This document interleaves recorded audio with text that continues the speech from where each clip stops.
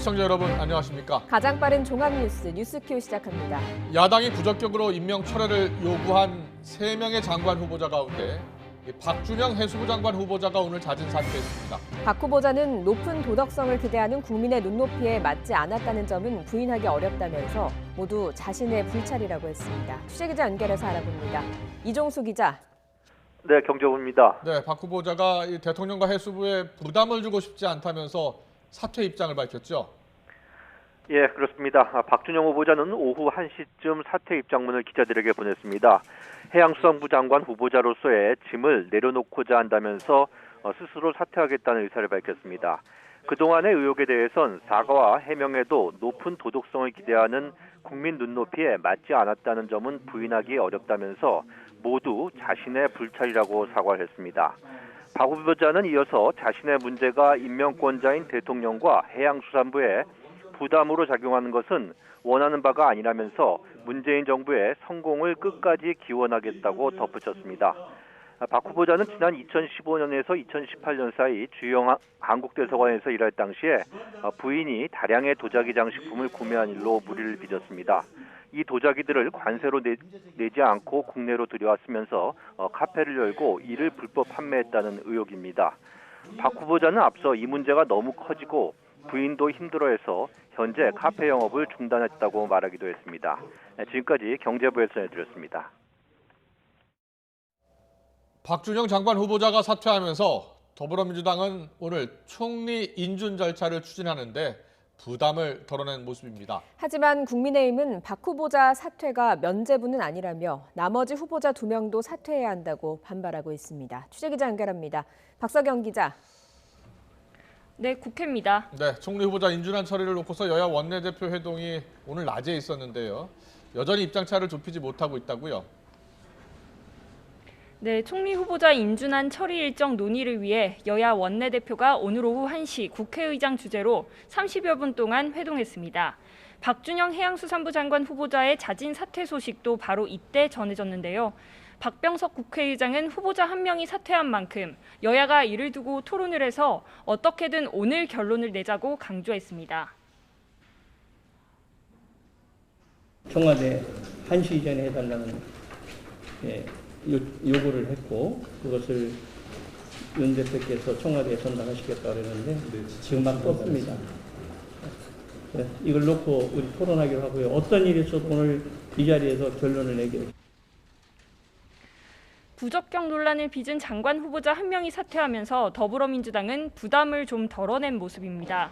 민주당 윤호중 원내대표는 행정 공백을 줄이기 위해 오늘 안에 본회의를 열어서 총리 인준안을 표결하자고 요구했습니다.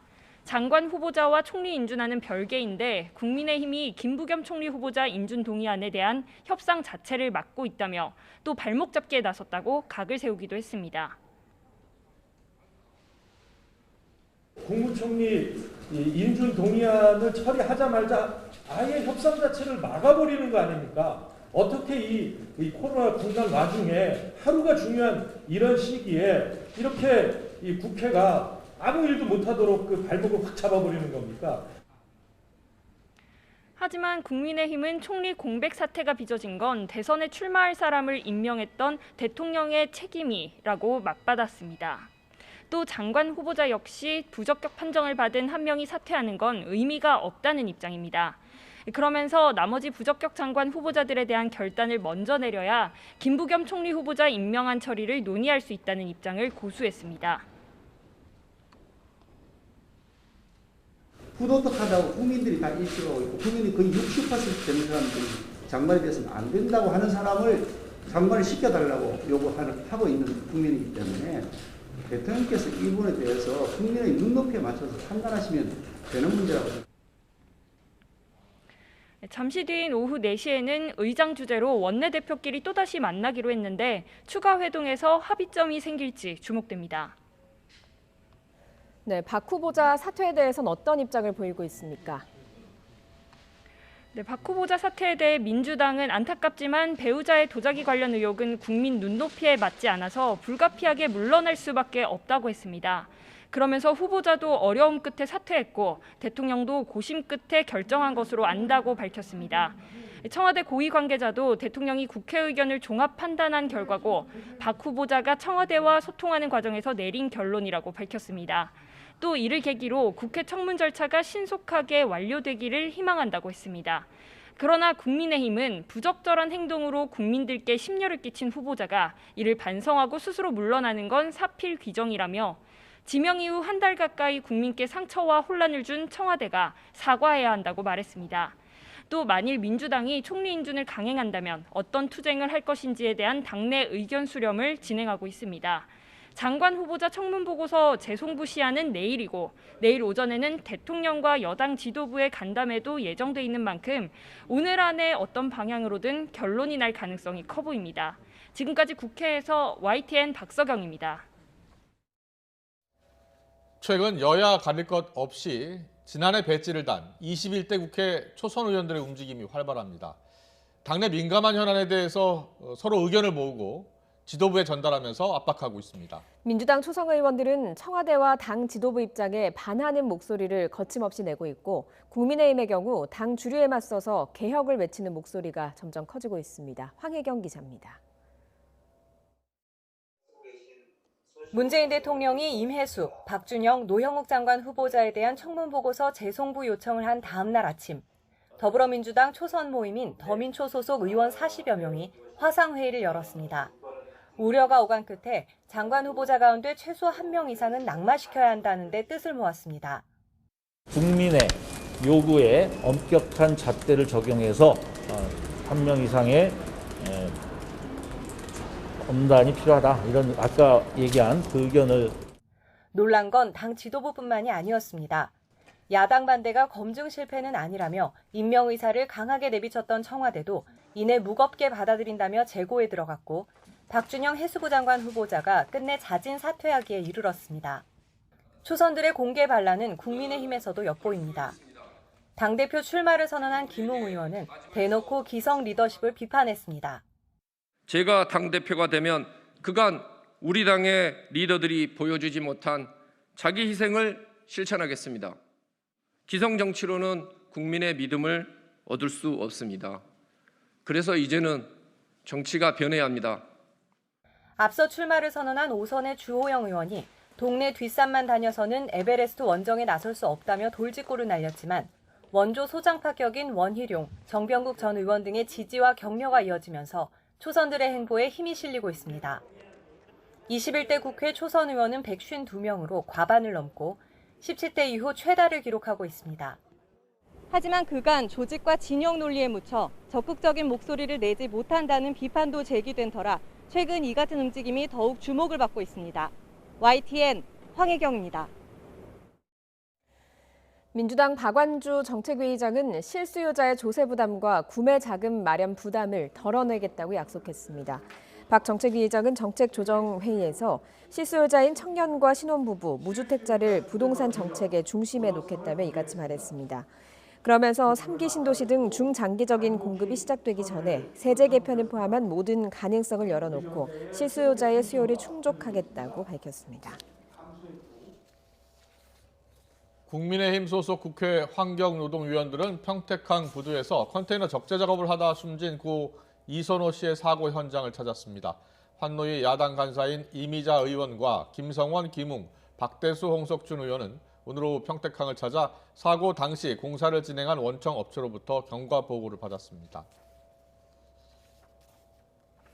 국민의힘 장제원 의원이 백신 편가르기 논란을 빚은 황교안 전 미래통합당 대표를 향해서 전직 총리의 어설픈 백신 정치가 국민을 얼마나 짜증나게 하는지 제발 깨달으라고 비난했습니다. 장 의원은 SNS를 통해 국민의힘 단체장이 있는 서울, 부산, 제주에라도 상징적인 차원에서 백신 지원을 요청했다는 황 전 대표의 발언을 언급하면서 이같이 밝혔습니다. 이어 명색이 대권 후보라는 전직 국무총리에게는 국민의힘 단체장이 있는 지역 국민만 국민이냐며 희한한 편가르기에 국민은 백신으로 장난하느냐고 묻는다고 꼬집었습니다. 최근 수출 호조 등 경제 지표에 파란불이 켜지면서 문재인 대통령까지 나서서 성장률 4%를 언급하고 있습니다. 한국개발연구원 KDI도 4%에 가까운 경제 성장률 전망을 내놓으면서 반등의 핵심은 백신이라고 강조했습니다. 권남기 기자입니다. 수출은 최근 날개를 달았습니다. 배편이 부족할 정도입니다. 미주항로에는 임시 선박을 월 2회 이상 투입하되 5월에는 6척을 투입하고 올해 경제 성장률 전망치도 덩달아 뛰었습니다. 애초 우리 정부 전망치는 3.2%였지만 어느새 4%대 전망이 계속 나옵니다. 한국개발연구원 KDI도 올해 3.8% 성장, 내년엔 민간 소비 회복에 따라 3% 성장을 내다봤습니다. 또 지난달 2% 넘게 오르며 인플레이션 우려까지 나왔던 소비자 물가의 경우 올해 1.7%의 상승률을 기록할 것으로 예상했습니다. 일자리 회복은 장담하지 못했습니다. 취업자 22만 명이 사라진 최악의 지난해. 올해는 19만 명이 늘며 소폭 반등에 그칠 것으로 내다봤습니다. 대면 서비스업 회복이 신통치 않기 때문입니다. 실제로 서울 명동의 중대형 상가 공실률은 올해 1분기 기준 38%, 10곳 중 4곳은 텅 비었습니다.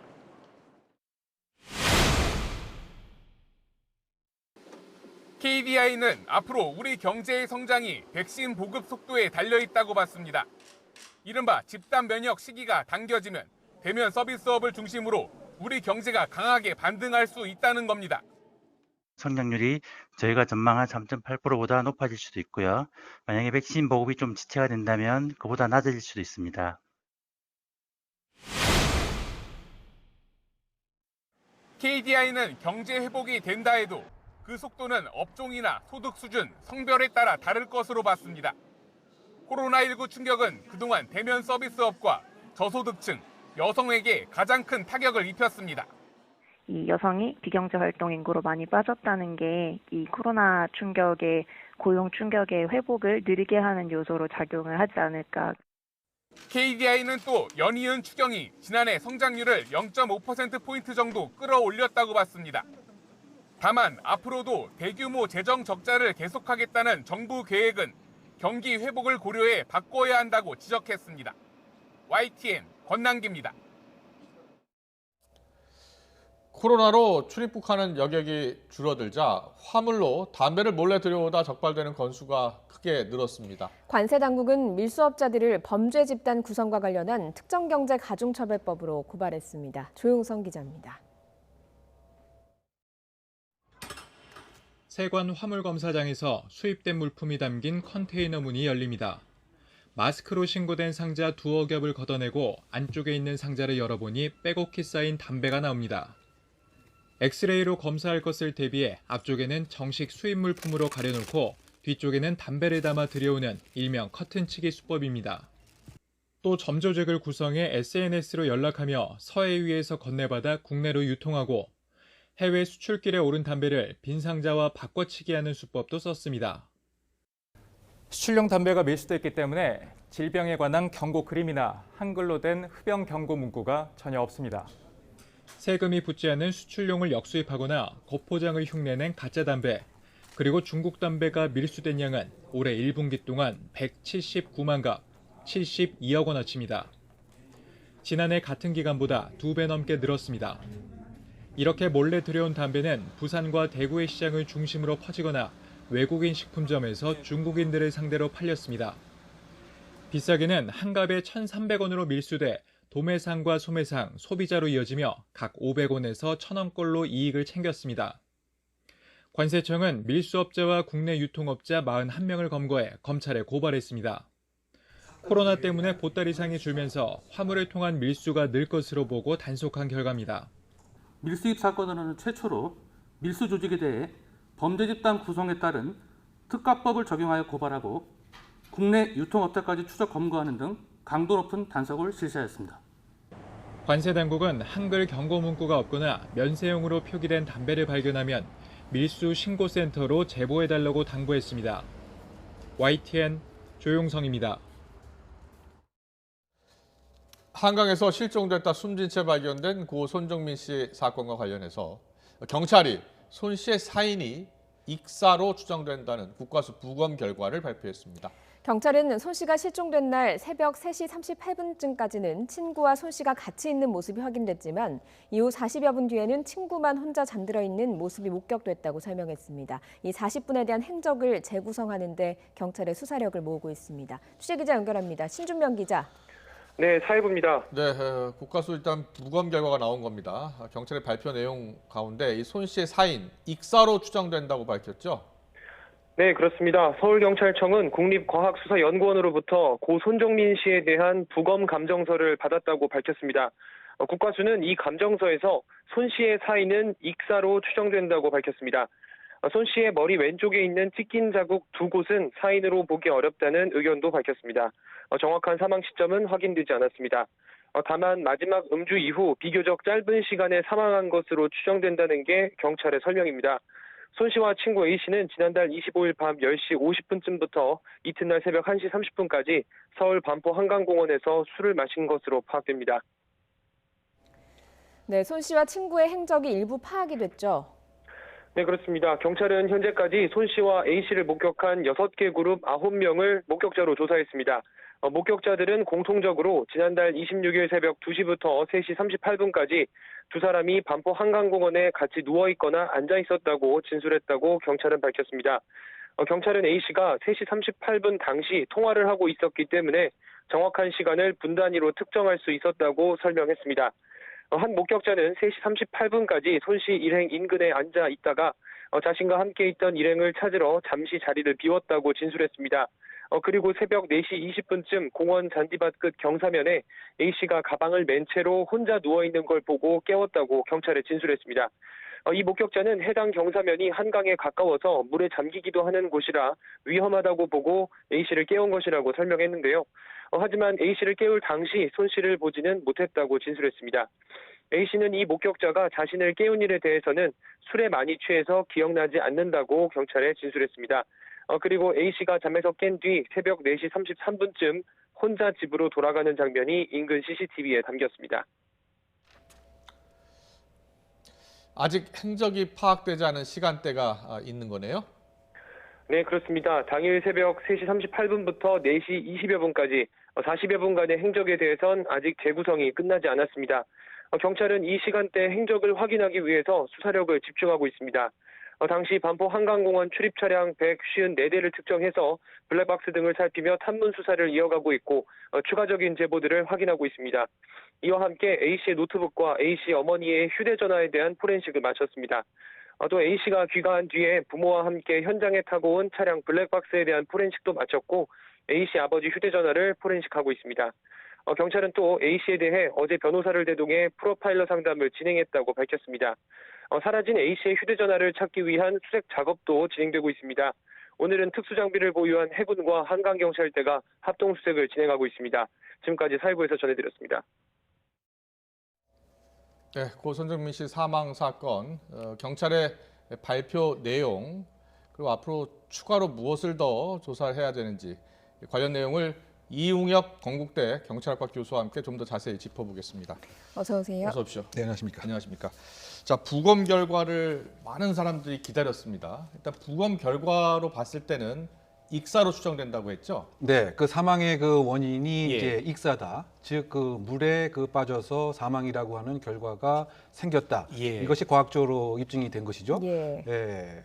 일견 뒤에 머리의 상처 때문에 혹시 외력에 의한 공격 행위가 있어서 예. 그것이 사망의 원인은 아닐까라고 하는 의구점도 가졌지만 예. 그것은 사망의 원인이 아님이 네. 익사를 통해서 밝혀진 셈입니다. 예. 또 다른 사망의 원인, 예를 들면 알코올을 짧은 시간 안에 많이 먹어서 네. 급성 알코올로 인한 심장사의 가능성도 볼 수 있었는데 예. 그것도 아니고 또는 그 물에 빠져서 상당 기간 생존한 상태에서 온도가 내려가서 사망을 하는 예. 저체온증도 아니고 따라서 사망의 원인은 익사다. 예. 이것이 이제 오늘 국과수의 핵심 내용입니다. 네네. 그런데 그렇다라고 하더라도 예. 중요한 것은 네. 어떠한 이유로 손모 씨가 이 한강이라고 하는 물속에 들어갔느냐 그 경위까지 밝힌 것은 아니죠. 그렇죠. 일단 사망의 원인은 익사다라고 하는 것이 오늘 발표의 핵심 내용입니다. 알겠습니다. 뭐 익사라고 해서 뭐 타살이냐 아니냐를 밝힐 수 있는 건 아니지 않습니까? 그렇죠. 결국은 이제 물에 가게 된 경위가 예를 들면 스스로 갈 수도 있지만 혹시 만에 하나 다른 일 때문에 예를 들면 장난이 될 수도 있고요. 또는 강압이 될 수도 있고 또는 다른 갈등이 있어서 물에 갈 수도 있습니다. 따라서 그 익사라고 하는 그 사실 자체가 예를 들면 이것은 분명히 단순 실족사다. 또는 이것은 다른 범죄적 요소가 가미가 됐다. 또는 다른 사고의 요인이 된 것이다라고까지 하는 것은 알 수가 없는 그러한 한계는 여전히 남아있다. 이렇게 요약이 됩니다. 알겠습니다. 여러분 경찰의 발표 내용을 다시 한번 좀 짚어보겠습니다. 시간대별 동선을 좀 확인을 했으면 좋겠는데요. 저희가 그래픽을 준비했습니다. 자, 보여주시죠. 네, 지금 나오고 있는데요. 새벽 2시부터 3시 38분 정도까지, 왜냐하면 이 3시 38분이 통화를 마친 시간이라고 했죠. 두 사람이 돗자리에 머물고 있었다. 이건 목격자의 진술입니다. 지금 당시 저 현장에는 CCTV가 없었지만 목격자들이 상당수가 나왔고 목격자들의 진술을 통해서 지금 어느 정도 동선을 파악한 거죠? 네, 그렇습니다. 사실은 이제 똑 떨어지는 이 CCTV 영상이 없기 때문에 목격자의 신빙성 있는 증언은 상당히 중요한 것입니다. 물론 목격자의 증언이 다 정확한 것은 아닙니다만 그래서 지금 그 퍼즐을 맞춰보게 되면 적어도 2시부터 3시 38분까지는 이 친구 A 씨와 손모 씨가 함께 있었던 것은 분명히 입증이 되는 것 같은데 근데 문제가 되는 것은 3시 38분부터 약 40여 분간 즉 어머니와 통화를 했다고 하는 친구 A 씨가 4시 20분까지 그 사이에 손모 씨의 행적은 아직까지 파악을 못한 이런 입장인 것이죠. 경찰이 손 씨에 대해서도 손 씨가 아니라 친구 A 씨에 대해서도 계속해서 조사를 했고요. 그런데 술을 너무 많이 마셔서 기억이 안 난다 이렇게 지금 주장하고 있는 거죠? 네, 그렇습니다. 사실은 정확한 행적도 어떠한 일이 있었는지 이것에 대해서 내가 음주를 많이 했기 때문에 제대로 답변을 못하겠다는 취지의 얘기가 있었던 것이고요. 더군다나 가장 핵심적인 것이 왜 나의 휴대폰 대신 사실 손모 씨의 휴대폰을 내가 갖고 오게 되었는지 이 역시 술을 많이 먹었기 때문에 기억이 잘 나지 않는다. 이렇게 답변을 한 것이죠. 술을 얼마나 마신 것으로 지금 파악이 되고 있습니까? 이제 본인들의 진술에 의존할 수밖에 없는데 뭐 영수증이 나왔다면서요? 네, 일단 편의점 등에서 이제 구입한 그런 내용, 예를 들면 이제 소주 2병, 청주 2병, 또 막걸리 2병, 또 큰 대짜 소주 등을 합쳐 보게 되면 9병의 음주를 하기 위해서 구입한 것은 영수증에 의해서 확인됐고요. 또 친구 A 씨도 본인의 얘기에 의해서 이것을 다 함께 마셨다라고 얘기를 하고 있습니다. 다만 이제 실제로 또 먹었는가를 조금 더 정확하게 알기 위해서는 아마 부검 결과에 혈중 알코올 농도도 있지 않았을까 추정이 되는데요. 네, 오늘 발표 내용에 혈중 알코올 농도의 정확한 수치는 나오지 않은 것 같습니다. 따라서 예를 들면 기억을 못할 정도라든가 정말 치사량에 육박하는 그와 같은 혈중 알코올 농도는 이를테면 0.2%에서 0.4%까지가 되면 이른바 기억 자체를 못하고 치사량까지 유지될 수가 있는 것인데요. 이 부분이 좀 파악이 됐겠군요, 지금. 제가 볼 때는 아무래도 세부 부검을 통해서 일단 약극, 독극물 반응, 또 혈중 알코올 농도에 대한 조사도 있었지 않았던가 추정해 봅니다. 새벽 20분 아까 앞서서 저희가 보여드린 행적 중에서 새벽 4시 20분이 중요한 이유는 그 부분에 대해서 친구 A 씨도 기억이 없었는데 목격자 진술을 통해 새롭게 밝혀진 내용인 거거든요.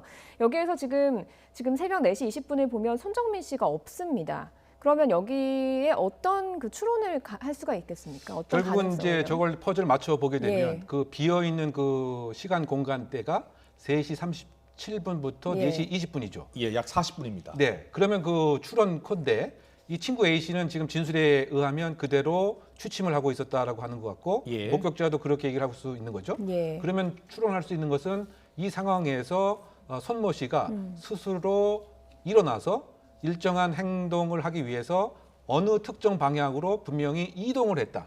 그래서 4시 20분에는 이 이 돗자리가 있었던 장소에 한 명만 남게 되었다고 하는 예. 추정이 가능한 것이죠. 예, 그리고 4시 20분 그 이후로 4시 33분에 근처에 CCTV에서 확인이 됐어요. 토끼굴을 통과하는 모습이 나왔잖아요. 네, 그거는 이제 그 친구 예. A 씨의 그 모습이고요. 예. 제가 지금 말씀드린 거는 이제 그 정민군의 예, 손모 씨의 행적. 아, 예. 그것은 비어 있기 때문에. 네네. 그러면 맞습니다. 네, 그 시간대에 물로 향했던 것은 아니냐. 예. 이런 더 추정을 해봄직한 것이죠. 예. 그리고 지금 그 경찰 오늘 부검 발표 중에 음주한 이후에 대략 2시간 또는 3시간 이후에 짧은 시간 안에 사망한 것 같다. 이렇게 또 얘기를 했습니다. 사망 시간대는 안 나왔죠. 그렇게 지금 얘기를 한 것 같습니다. 경찰에서요. 다만 술을 마신 뒤 2시간에서 3시간. 네, 지나고 나서 짧은 시간 안에 사망을 한 것 같다. 다만 네. 정확한 시간은 예측할 수 없다. 이제 이렇게 얘기를 한 것인데요. 예. 그것을 함께 그 맞춰 본다고 한다면 지금 비어 있는 그 40분, 즉 3시 37분부터 37분. 4시 20분 그 사이에 어떠한 움직임, 행적 그 동선의 변화 그리고 한강으로 향하는 어쨌든 그 행선지가 되어지 않았을까? 지금 주어진 정보 내에서는 그 정도 추정이 가능하지 않는가 예. 생각해 봅니다. 알겠습니다. 예, 지금 경찰이 그 친구의 어머니와 아버지의 휴대폰을 포렌식을 하고 있거든요. 여기에서도 좀 중요한 증거가 나오겠습니까? 아무래도 지금 그 부모님의 입장에서는 여러 가지 가능성 자체에 대해서 의심을 갖고 있는 이런 그 상황이기 때문에 참고인 그 조사를 원했던 것 같고요. 예. 그 경찰도 일흥 명명백백하게 이 사안을 밝히기 위해서 아마 이미 제출 그 형식으로 디지털 포렌식을 한 것으로 알려져 있습니다. 이 지금 부모님이나 또는 친구 A 씨는 지금 피의자 신분이 아니기 때문에 예. 그 단순히 참고인 신분입니다. 예, 예. 그러면 그 임의성과 자발성에 근거해서 수사를 협조하는 측면에서 이를테면 5시 그 30분을 그 전후해서 이 친구 A 씨의 모친과 손 씨가 모친이 통화를 한 이런 상황이 그 있었기 네. 때문에 혹시 그 상황에서 우리가 알지 못하는 다른 내용을 공유했던 것은 아닌가 이 사실을 이제 밝히기 위해서 왜냐하면 지금 손모 씨의 부모님의 입장은 이와 같은 일련의 행위들이 예. 혼자서 결정한 것은 아닌 것 같다.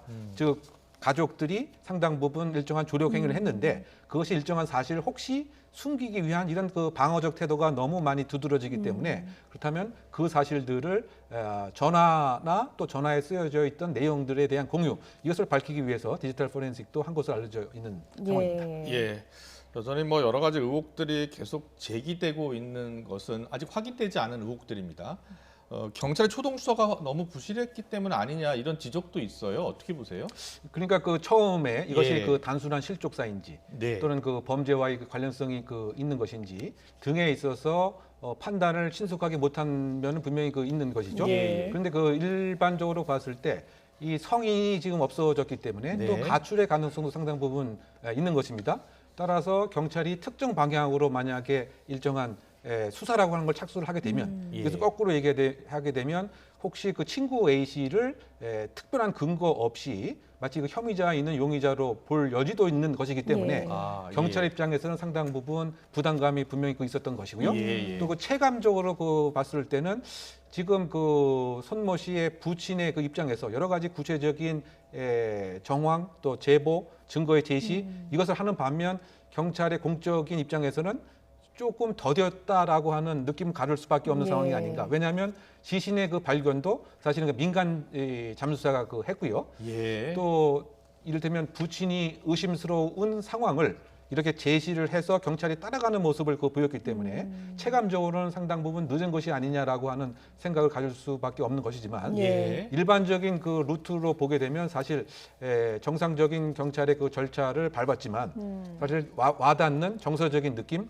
더군다나 최근에 그 여러 가지 그 외국의 영화라든가 이것을 우리가 CSI 효과라고 하는데요. 예. 아주 신속하게 과학 수사로 빨리 그 관련인들을 특정할 수 있다라고 하는 기대와 수준이 상당히 높아졌기 때문에 실제적으로 상당히 정상적인 순서에 입각했음에도 불구하고 예. 체감되는 것은 상당히 더디다, 느리다 이런 생각도 가졌을 것이 아닌가 생각합니다. 그런데요. 많은 네티즌이나 많은 분들이 경찰이 파악하고 확인한 내용을 좀 적극적으로 알려줄 필요가 있지 않느냐라는 주장을 하는 분들도 있고 또 어떤 분들은 수사를 좀 비공개로 해야 될 부분이 있는데 그걸 다 어떻게 알리겠느냐 이렇게 또 주장하는 분들도 있습니다.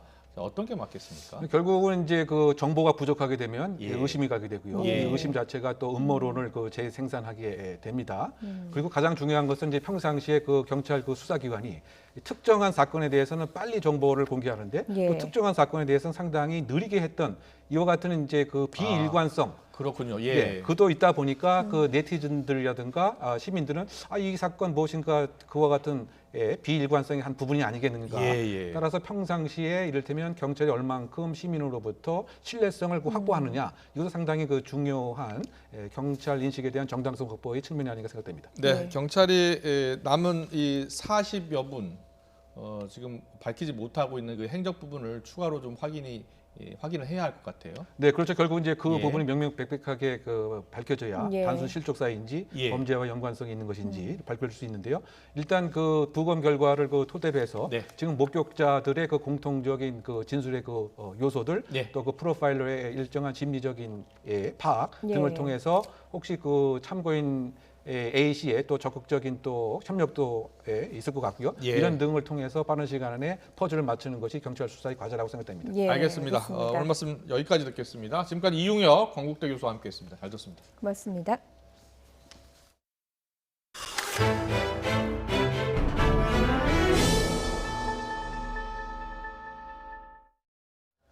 오늘부터 전동 킥보드를 탈 때는 안전모를 꼭 써야 하는 등 개인형 이동장치 관련 수칙이 강화됐습니다. 경찰이 단속에 나섰는데 1시간 반 만에 78건이 적발됐습니다. 현장에 나가 있는 취재기자 연결합니다. 김철희 기자. 네, 서울 홍대 입구 거리에 나와 있습니다. 네, 전동 킥보드 관련 규정이 강화됐습니다. 자, 경찰 단속 어떻게 진행되고 있습니까? 네, 경찰 단속은 1시간쯤 전인 오후 3시에 모두 끝이 났습니다. 서울 마포경찰서 소속 경찰관 11명은 이곳 서울 홍대 입구 거리에서 1시간 반 정도 단속을 벌였는데요. 지나다니는 사람이 많은 건널목과 지하철역 입구 주변에서 단속을 벌였습니다. 안전모를 쓰지 않은 사람, 또 이동장치에 탄 채 건널목을 건너는 사람들에게 새로 바뀐 규정을 안내했는데요.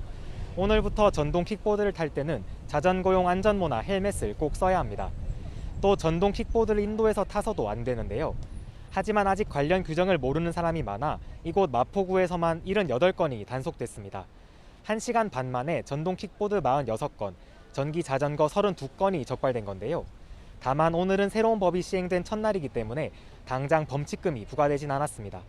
오늘부터 전동 킥보드나 전기 자전거, 전동 휠 등 개인형 이동 장치는 인도로 달릴 수 없고 자전거 도로나 자동차 도로의 가장 오른쪽 차선을 이용해야 합니다. 또 면허도 꼭 가지고 있어야 합니다. 운전면허를 딴 성인이나 원동기 면허를 소지한 만 16살 이상만 개인형 이동 장치를 탈 수 있습니다. 만약 이를 위반해 적발되면 과태료나 범칙금 10만 원을 물게 됩니다.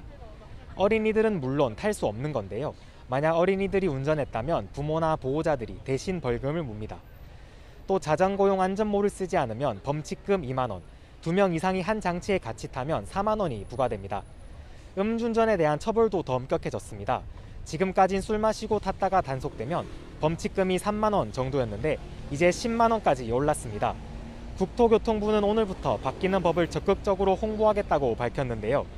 경찰은 오늘부터 한 달 동안을 계도기간으로 정해 단속과 함께 새로운 규정 안내에 나선다는 방침입니다. 최근 3년 동안 개인형 이동장치와 관련한 사고는 매년 2배씩 늘어 지난해엔 900건에 달했습니다. 지금까지 서울 홍대 거리에서 YTN 김철입니다.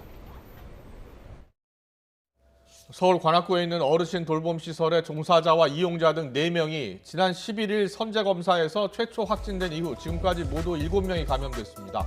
시설 이용자들은 지난달부터 화이자 백신을 접종했지만 이용자들이 장시간 시설에 머물고 함께 식사를 하면서 바이러스가 전파된 것으로 파악됐습니다. 대전 대덕구교회 2곳에서 교인과 접촉자 등 모두 19명이 감염됐고 특히 처음 감염이 보고된 교회에선 내부 14군데에서 바이러스가 검출됐습니다. 해당 교회 교인들은 목사가 없는 상태에서 지난 5일부터 9일까지 매일 예배를 연 것으로 파악됐습니다. 천안시 청사 관련 확진자가 2명 추가돼 9명으로 늘었습니다. 어제 오후 폐쇄했던 청사는 수독을 끝내 오늘 업무를 재개했고 확진자가 나온 부서와 인접 부서 직원 등 120명은 자가격리 조치됐습니다. 나이트클럽을 중심으로 코로나19가 확산하자 전남 순천시가 사회적 거리두기를 2단계로 올렸습니다.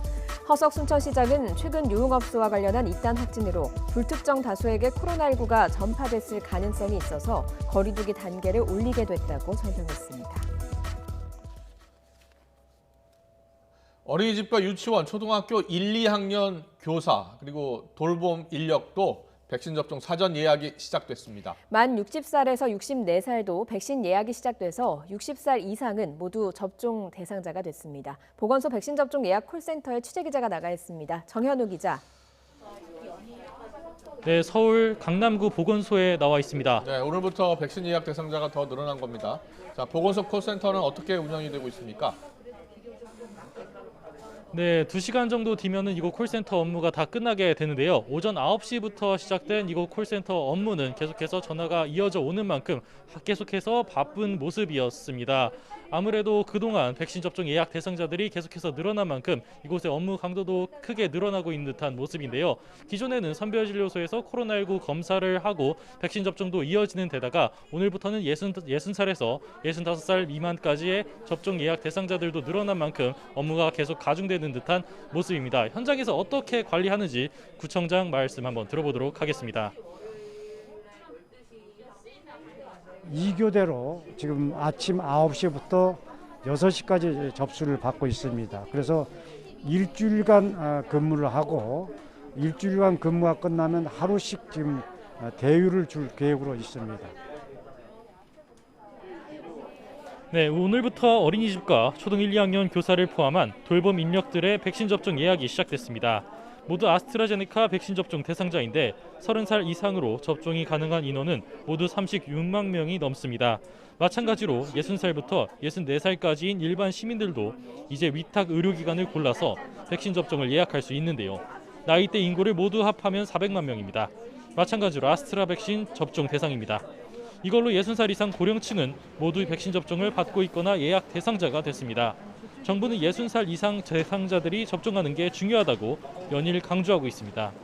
60살 이상 고령층의 경우 코로나19 환자 치명률이 5%로 일반 환자 사망률의 1.5%의 3배 정도 되는 데다가 국내 전체 사망자 1,800여 명 가운데 95% 이상이 고령자에서 나오기 때문입니다.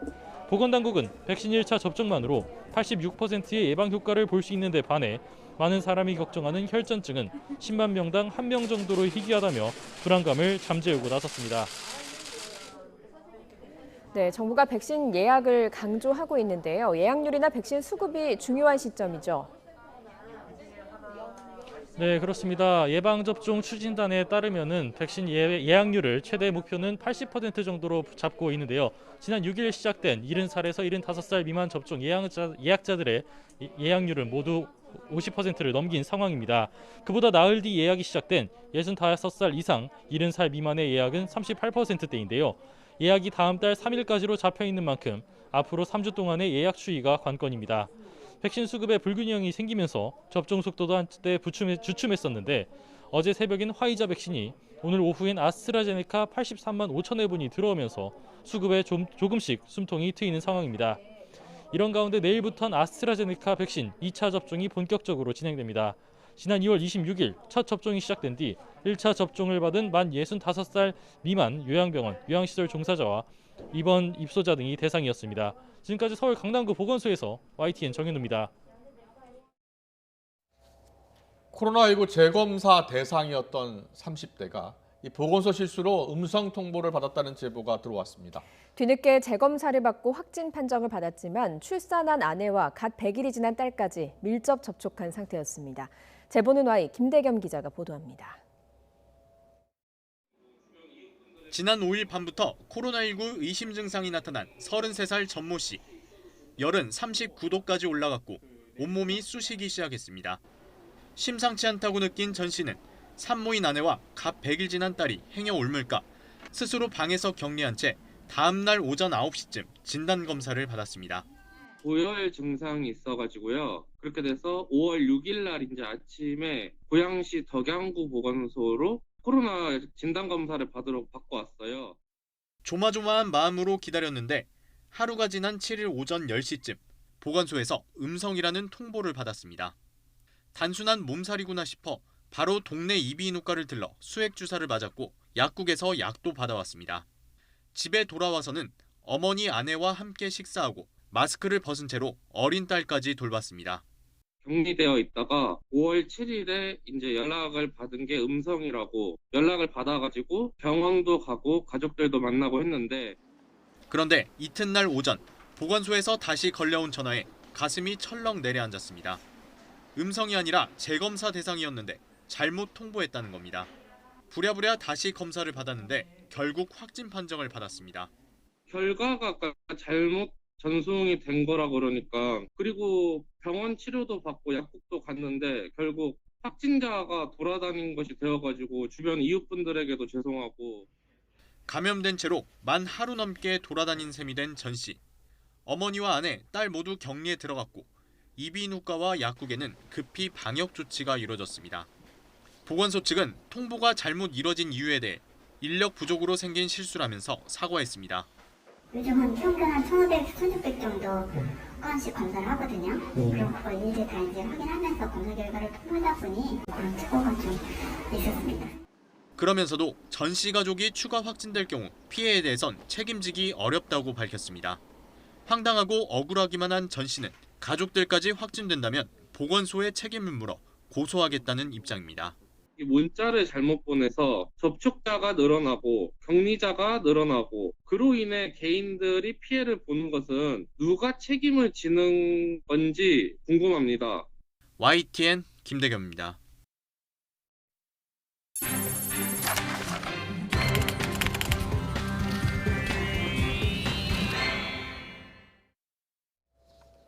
장관 후보자 3명의 인사청문 보고서 재송부 요청 시한을 하루 앞둔 가운데 박준영 해수부 장관 후보자가 자진 사퇴한 가운데 현재 여야 원내대표가 막판 협상을 하고 있습니다. 일단 지금까지는 국민의힘이 나머지 후보자 2명 모두 부적격이라는 입장을 굽히지 않고 있는데요. 과연 추가 낙마자가 나오게 될지 또 김부겸 총리 후보자 인준은 이루어지게 될지 관심이 쏠리고 있습니다. 추은호 해설위원과 짚어보겠습니다. 어서 오세요. 네, 안녕하세요. 안녕하세요. 어제 민주당 초선 의원들이 3명 중에 1명은 임명 철회해야 한다라고 주장하지 않았습니까? 그렇습니다. 1명 이상이라고 했지요. 일단 박준영 해수부 장관 후보자가 자진 사퇴했죠? 그렇습니다. 박준영 해수부 장관 후보자가 이제 자진 사퇴를 했습니다. 예. 아마 지금 현직 신분이 차관입니다. 네. 그래서 현직 공무원이기 때문에 중간에 마음고생은 많이 했겠지만은 청와대에 강하게 못하겠다, 물러나겠다 이렇게 강하게 의사표현하기는 참 힘든 이슈였을 겁니다. 예. 그래도 하여튼 본인이 그만두겠다는 뜻이 전달이 됐고 청와대 고위 관계자의 설명에 따르면은 문 대통령이 국회 의결을 종합적으로 판단한 결과다. 박준영 후보자의 비리가 많아서 유독 많아서 그런 건 아니다라고 이렇게 좀 감싸기도 했습니다만 예. 아무래도 자진 사퇴라는 표현을 했지만은 그래도 지명 철회에 가깝다 이렇게 보셔도 될 것 같습니다. 예. 알겠습니다. 이제 남은 후보자가 임혜숙, 노영욱 두 장관 후보자거든요. 그렇습니다. 청와대 정무수석, 이철희 정무수석이 박 후보자 사퇴를 계기로 좀 신속하게 인사청문 절차가 완료됐으면 좋겠다 이랬는데 이러면 두 사람을 좀 임명하는 걸 강행하겠다는 의지로 봐야 되겠습니까? 일단 내일이 시한부인데요. 예. 제가 보기에는 청와대는 두 후보자에 대해서는 임명을 강행할 태세인 것 같습니다. 예, 예. 일단 노영욱 후보자의 경우에는 크게 지적된 것이 위장 전입 그리고 세종 아파트 공무원 특별 분양을 이제 예. 실거주하지 않고 차익을 노렸다라는 부분 아닙니까? 네. 위장 전입은 문제가 됩니다만은 그래도 이제 청와대에서 만들어둔 잣대가 2005년 국무위원회에 대한 인사청문회가 시작된 이후 적용입니다. 예. 노영욱 후보자의 경우는 2003년과 2005년 1월이기 때문에 그 기준이 작동하기 전에 위장 전입이 이루어진 거거든요. 예, 예. 그래서 그 부분은 아마 청문회가 검증 과정에서 별 문제가 되지 않았을 가능성이 있고요.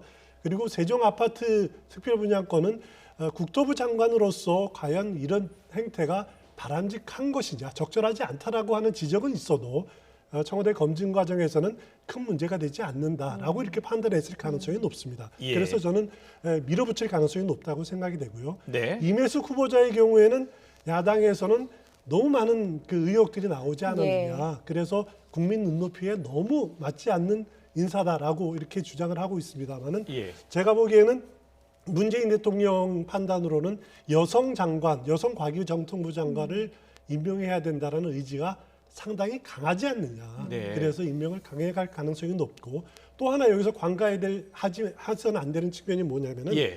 그 유영민 비서실장이 인사추천위원회 위원장 아닙니까? 예. 실무를 인사검증 실무를 책임지고 있는 입장인데 예. 이 정부의 초대 과기정통부 장관입니다. 과학기술재부 장관이죠. 예. 그렇기 때문에 정상적인 루트의 인사검증 시스템에 더해서 네. 전직 과기정통부 장관으로서 이런저런 그 다양한 의견을 들었을 겁니다. 예. 그렇기 때문에 만약에 여기서 낙마가 된다라면은 청와대 인사검증 시스템 자체가 무력화된다. 이런 그 우려들, 그것을 이제 막아야 된다라고 하는 청와대의 논리도 작용할 가능성이 높다. 그래서 결국 임명을 강행할 가능성이 높다고 봅니다. 네.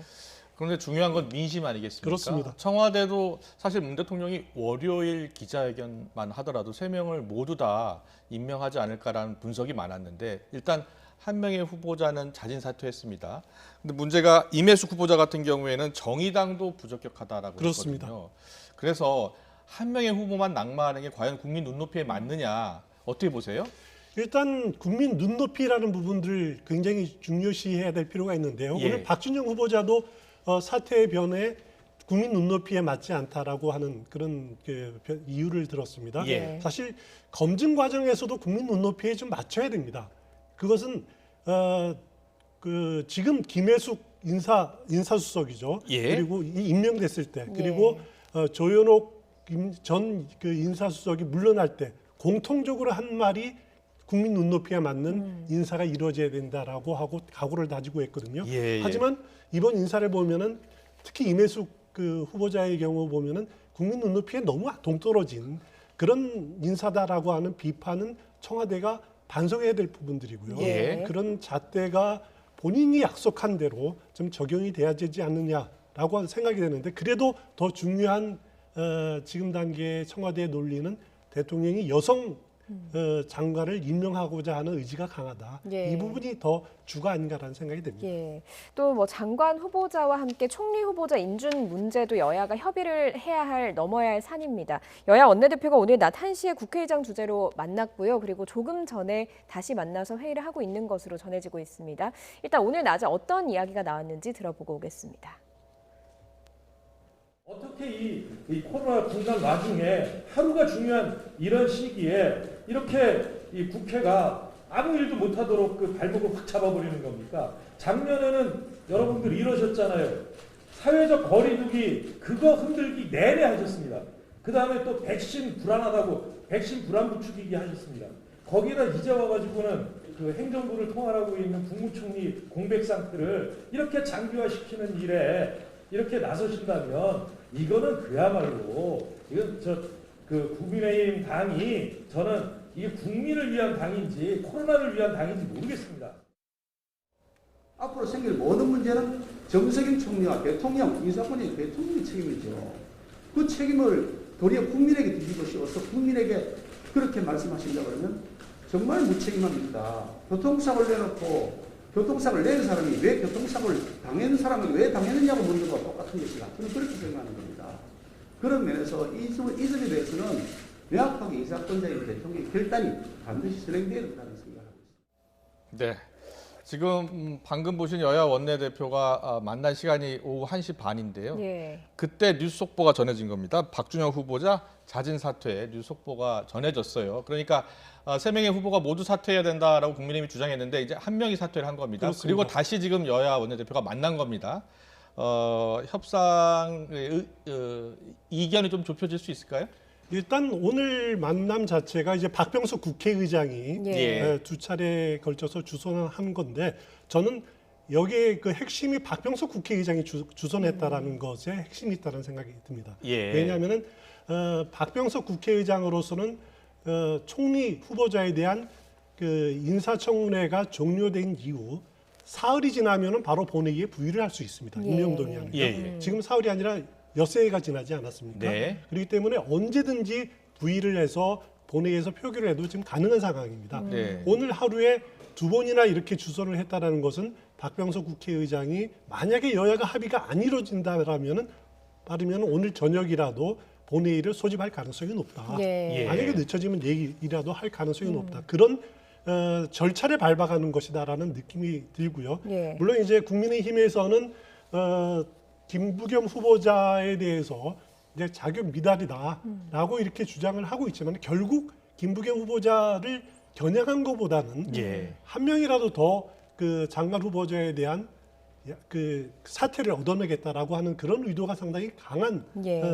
측면이 있거든요. 예. 그래서 이 부분은 일단 박준영 후보자가 사퇴를 했기 때문에 어느 정도 협상할 가능성이 네. 있다라는 생각이 듭니다. 만에 하나 협상이 되지 않는다면 국회 표결을 거쳐서 김부겸 총리 후보자 임명 동의안을 이제 민주당 단독으로라도 처리할 수 있는 겁니까? 당연히 할 수 예. 있죠. 일단 본회의 제적 의원 과반 출석 과반 찬성으로 가능합니다. 이 정부 들어와서 이번이 총리 후보자는 3명째 아닙니까? 예. 이낙연 초대 총리 후보자의 경우에는 인사청문 특위에서 보고서를 채택했습니다. 근데 네. 본회의에서는 당시 자유한국당 의원들이 표결 참석은 안 했습니다. 반면 이제 두 번째 정세균 총리 후보자의 경우에는 특위에서 보고서 채택 자체가 이번 불발이 됐습니다. 그래서 예. 본회의가 열렸는데 이제 문희상 국회의장이 본회의에 부의를 했는데 예. 당시 자유한국당 의원들은 그럼에도 불구하고 본회의의 투표에는 참석을 해서 반대표를 던졌습니다. 그랬군요. 이번에는 예. 어떤 그 과정을 겪을지는 모르겠지만은 일단 뭐 본회의에 부의가 되면은 여당 의원들이 워낙 그 압도적 다수이기 때문에 예. 그 통과에는 별 문제가 없으리라 이렇게 생각이 됩니다. 알겠습니다. 지금 여야 원내대표가 예. 협상을 하고 있습니다. 야당 원내대표는 한 명이라도 더 사퇴를 이끌어내고 싶어 할 거고 여당 입장에서는 사퇴 없이 이제 나머지 청문 인유 절차를 마무리 짓고 싶어 할 것 같습니다. 협상 결과 뉴스 속보로 전해지면 계속 전해드리겠습니다. 그리고 계속해서 요즘 여야 초선 의원들 이야기 많이 나오고 있습니다. 초선 의원들이 존재감을 지금 나타내고 있다라는 이야기가 여에서도 나오고 야에서도 나오고 있습니다. 관련 영상 보고 오겠습니다. 초선원들 내가 분명히 물어보는데 당신들 누구 때문에 뺏지도 않았어? 조장관님이라면 개혁하는데 힘 실어 달라고 사방팔방 돌아다니면서 그렇게 고생 당신들보다 더 고생했어.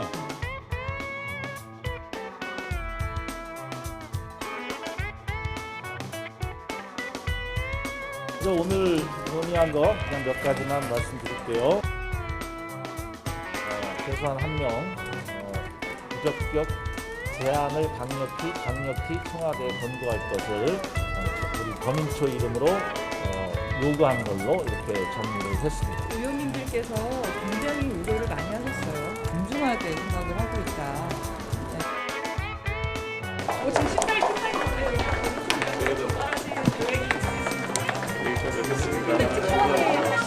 우리 더민총회에서 초선 의원들의 의견을 당대표께 전달했다까지가 사실입니다.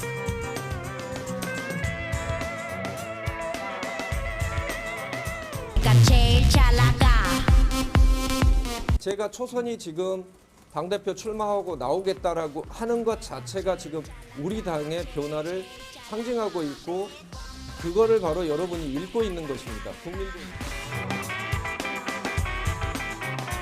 많은 사람의 주목을 제가 평생 받지 못했었는데 이제는 많은 부분이 공적으로 관심의 대상이 되는 그 생활이 돼버렸어요. 그래서 부담스럽고 어떤 의미에서는 좀 감사하기도 하지만 제가 굉장히 큰 숙제 같은 느낌입니다. 이제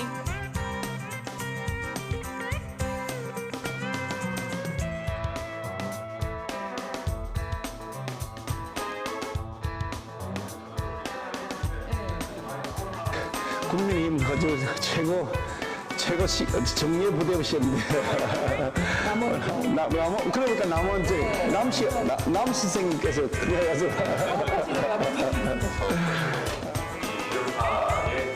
새벽에 심장 소리가 들리는 것 같아서 저도 다시 가슴 뛰고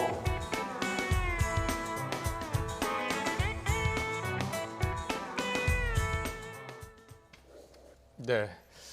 자, 여야 초선 의원들의 반란이라고 또 언론사는 제목을 그렇게 썼더라고요. 근데 민주당 초선 의원들 있지 않습니까? 네. 어제 이 장관 후보자 3명 가운데 최소 1명의 부적격 의견 제출해야 한다라고 이야기했는데 이 내용을 지도부가 몰랐었다고 하더라고요. 처음에는.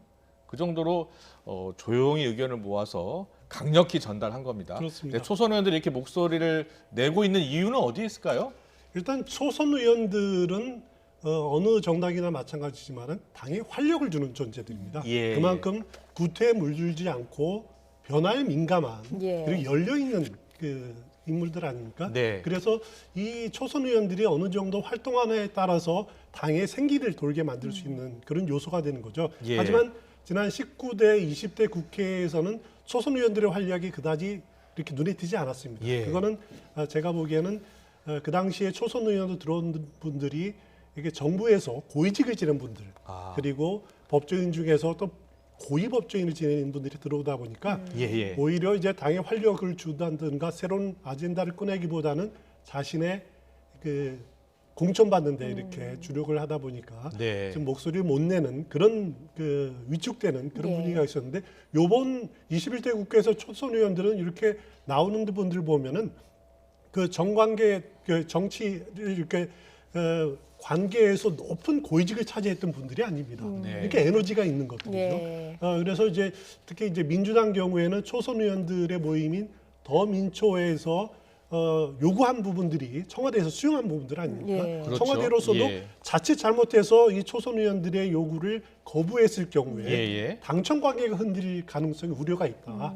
그래서 이 초선 의원들의 요구를 신속하게 받아들인 배경이 아닌가 그렇군요. 그런 생각이 듭니다. 예. 그런데 뭐 어제 그 초선 의원들의 이야기에 뭐 친문 일부에서는 좀 약간 제동을 거는 듯한 목소리도 나오고 있거든요. 그렇습니다. 뭐 어떻게 보십니까? 당청 관계 중요하다고 설명은 하셨지만 초선 의원들의 좀 생기 있는 그런 반란에 좀 제동을 거는 건 아닌가 하는 우려도 있거든요. 일단 당내 친문 의원들이 이렇게 초선 의원들의 말에 대해서 우리말 이제 태클을 건다 이렇게 표현하지 예. 않습니까?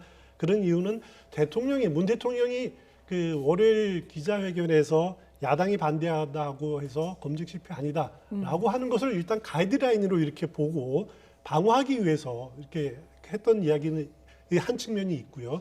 또 다른 측면은 뭐냐면은 이것은 초선 의원뿐만 아니라 당내 비주류들이 힘을 얻는 것들을 좀 견제하자라고 하는 그 친문 의원들의 그런 의도가 또 담겨 있지 않느냐. 그래서 어느 정도 송영길 원내대표라든가 마음대로 이렇게 나가는 것을 좀 견제하려는 의도도 담겨 있다라는 생각도 듭니다. 알겠습니다. 국민의힘 같은 경우에는 초선 의원들의 당권 도전이 지금 눈에 띄고 있습니다. 그렇습니다. 앞서 잠깐 영상으로 보여드렸습니다만 김웅 의원 초선인데 공식 출마 선언을 했고요. 원외지만 이준석 전 최고위원도 최근에 여론조사에서 강세를 보이면서 당대표 출마를 선언했고요. 그런데 최근 이 국민의힘 내에서 이런 초선이나 원외에서 이렇게 나오는 목소리들을 과거 야당에서 남원정으로 불리는 쇄신파들 그렇습니다. 있죠. 그때 이야기하는 분들이 많더라고요. 일단 남원정 하면은 이제 남경필, 원희룡, 정병국 그 전 의원을 말하는 것 아닙니까? 예, 이때가 예. 16대 국회 때입니다. 2000년 요 때인데. 그러면 지금으로부터 20년 전이네요. 그렇습니다. 예. 이들이 이제 그 초선 의원 혹은 이제 재선으로 와서 미래연대라는 모임을 결성을 해서 그랬군요. 당의 예. 개혁적인 목소리, 쇄신의 목소리를 내지 않았습니까? 네네. 당시에는 이회창 총재라는 어떻게 보면은 제왕적 리더십이 그 한나라당이 존재를 했었던 거죠. 예. 이 초선 의원들이 쇄신 발언, 혁신적인 발언을 함으로써 당이 극단적으로 보수화되는 것을 막는 효과를 거뒀다. 이렇게 평가를 받는 부분들이고요. 예. 지금 국민의힘에서 초선 의원들이 그 당권에 또 젊은 정치인들이 도전하는 것은 저는 이렇게 봅니다. 네. 이것이 세대 대결로 비춰지는 것은 오히려 당이 건전하고 발전적인 요소다. 만약에 이런 젊은 의원들의 도전이 없었더라면은 국민의힘 대표 대결은 그 지역 대결이 됐을 겁니다. 예. 또 다시 영남당이냐 비영남이냐의 논란, 예. 혹은 도로 한국당 논란, 이런 것들보다는 세대 대결이 오히려 국민의힘의 에너지를 살리는데 긍정적인 요소를 작용하고 있다라는 생각이 들고요. 결국 그래도 핵심은 뭐냐면은 대선을 앞두고 변화, 혁신을 이끌어질 비전을 누가 제시하느냐, 여기에 맞춰줘야 되는데 초선 의원들, 젊은 정치인들이 그런 식으로 접근하고 있다는 부분은 야당의 긍정적인 요소다라는 생각이 듭니다. 네, 알겠습니다. 제대로 된 비전을 초선 의원들이 제시를 해서 이게 미풍이 될지 돌풍이 될지 좀 지켜봐야 할 것 같고요. 오늘 나온 차기 대선 주자 관련 여론조사 결과 보겠습니다. 이제 저희가 조사 결과를 그래픽으로 준비를 했는데요. 설명을 좀 해주시죠. 일단 리얼미터가 어제와 그제 이틀간에 1,012명 그 대상으로 조사한 가상 양자 대결입니다. 예. 일단 민주당의 후보를 이재명 경기지사로 됐다라고 가정을 하고 야권의 후보를 윤석열, 홍준표, 안철수, 유승민 이렇게 4명을 양자 대결을 했더니만은 그 야권 후보가 이기는 경우는 윤석열 밖에 없었습니다. 그렇네요. 35.5 대 45.7, 거의 10%포인트 차이로 윤석열 이기는 것으로 나타나고 있고요. 나머지 이제 홍준표, 안철수, 유승민 누구를 그 대비를 해도 이재명 지사가 이기는 것으로 나타났습니다. 여기서 이제 눈여겨볼 대목이 이재명, 윤석열 이렇게 양자 대결을 했을 경우에 여기에는 나타나지 않습니다만은 부동층이 18.8%에 불과합니다. 다른 3명하고 할 때는 부동층이 34%, 심지어는 42.9%까지 올라가는데 이재명, 윤석열 양자 대결 경우에는 부동층이 18.8%라 거의 대통령 선거의 투표율과 비슷한 82.2%가 되지 않습니까? 그렇군요. 거의 비슷한 그 부동층이 없다라고 하는 부분들이거든요. 이 부분은 상당히 민주당에서는 적색 정보가 울린 부분이 아닌가라는 생각이 됩니다. 그래서 앞으로 물론 이제 민주당 경선을 통해서 뭐 누가 될지는 모르겠습니다만은 이재명 지사가 후보로 됐을 때 그러면 이제 그 이후에 그 10월부터 계속 이런 양자 대결 여론조사가 나올 텐데 그럴 경우에 이재명 지사의 그 본선 경쟁력이 어느 정도가 되느냐 회의론이 일어날 가능성이 있는 것을 보여주는 이런 그 여론조사이기 때문에 민주당으로서는 상당히 심각하게 봐야 될 대목이 아닌가라는 생각이 들고요. 그 자칫 잘못하다가는 그 2002년 노무현 전 대통령 그 후보 시절에 그 발생했던 후보 사퇴론, 또 그 당시에 이제 정몽준 그 후보 단일화론, 이런 후단협의 그런 논리들, 그런 논쟁들이 당내에서 또 다시 발생할 우려를 담고 있는 여론조사다라는 생각이 됩니다. 무슨 말씀이신가 이게 종합을 해보면 이 양자 대결 구도가 계속 가다가 격차가 더 벌어지거나 계속 유지되면 제3후보론이 나올 수가 있고 충분히 그럴 가능성이 있습니다. 그렇게 되면 지금 뭐 양자 구도로 치러질 가능성이 크다고는 보지만 3자가 될 수도 있고 또 4자가 될 수 있다는 거 아닙니까? 그렇습니다. 이제 4자 구도라고 보는 것은 만약에 여당이 분열이 된다라면은 야권도 분열될 가능성이 있다. 윤석열을 중심으로 한 측, 또 국민의힘을 중심으로 한 측. 그러면은 아주 내구 모두에서 스스로 승리를 장담할 수 있는 그런 구도가 될 수도 있다라는 겁니다. 정치라는 것은 어차피 지금 단계에서는 상상의 영역이고 예상 가능한 시나리오를 이렇게 펼쳐보는 단계이기 때문에 이런저런 우리가 이제 시나리오들을 생각해 보는 겁니다. 네, 알겠습니다. 그렇지만 지금 단계에서는 가장 유력한 것은 아직까지는 양자 대결 구도다 이렇게 보시면 될 것 같습니다. 알겠습니다. 그렇게 이해하겠습니다. 그리고 앞으로 여론조사가 어떻게 나오는지 그리고 이 격차가 어떻게 나오는지도 좀 지켜봐야 될 것 같아요. 그렇습니다. 알겠습니다. 추은호 해설위원과 함께했습니다. 잘 들었습니다. 고맙습니다.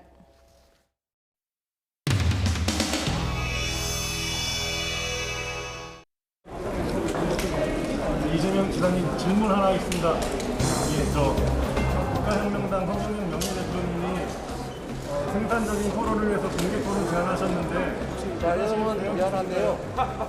좀 미안합니다. 기자회견은 이렇게 방해하시면 안 돼요. 방해하는 게 아니고요. 기자회견이니까요. 기자님 언론에서 이번 모임 관련해서 이제 경기도에서 새로운 나라, 공정한 세상을 만들어 주실 우리 경기도 이재명 이사님을 여러분 힘찬 박수로 맞이해주시기 바랍니다. 어서 저는 이 불평등과 격차를 완화하면서 예를 들면 기본소득도 하나의 장치가 될 것이고 전부는 아니지만 기본 주택도 민주평화광장 필승!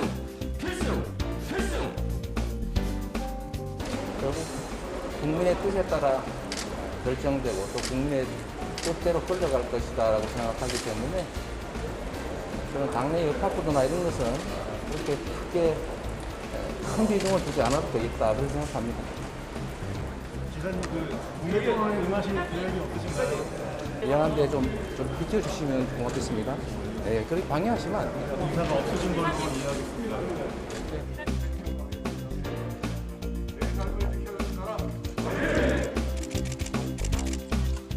구체적으로는 소득, 주거, 노동, 교육, 문화, 환경 등 8개 영역에서 국민의 삶을 보호하자는 것이 신목적입니다.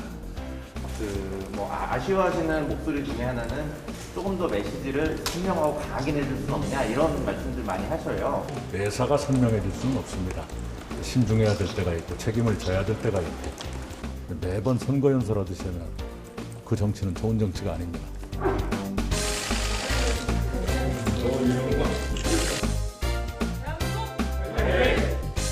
사회 초년상이 됐을 때 부모 찬스 없이도 자립 기반을 구축할 수 있도록 20년 적립형으로 1억 원을 지원하는 정책입니다. 국민님의 책임이다 이렇게 말을 요구해주는 책임 있죠. 당연히 책임 있죠. 그리고 아마 지자체에서도 할 수 있는 일이 많이 있었을 거예요. 그 정도만 얘기하죠. 더는 얘기 안 하겠습니다.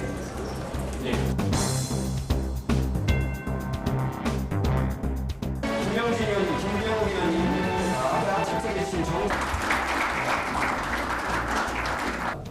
앞으로 의원님들 기획에 따라서 지지율 반등의 계기는 언제쯤 올 걸로 보십니까? 네, 그것은 노력해야죠. 한번 함께 보시죠. 지지율을 올릴 수 있는 방법, 보관을 하고 계신 게 있으신지.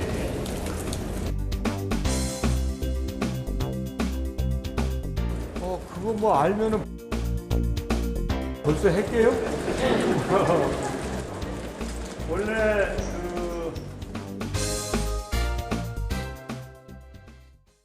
네, 국회 본회의를 앞두고 더불어민주당 윤호중 원내대표, 국민의힘 김기현 원내대표 4시부터 회동을 가졌는데요. 조금 전 마무리가 됐습니다. 네, 김부겸 국무총리 후보자 인준 절차를 밟겠다는 민주당 그리고 이에 반대하는 국민의힘 사이에 어떤 결론이 났을지 관심이 쏠리고 있는데요. 두 원내대표의 말 들어보고 오겠습니다. 국무총리 인준안 처리에 대한 합의에 이르지 못했습니다.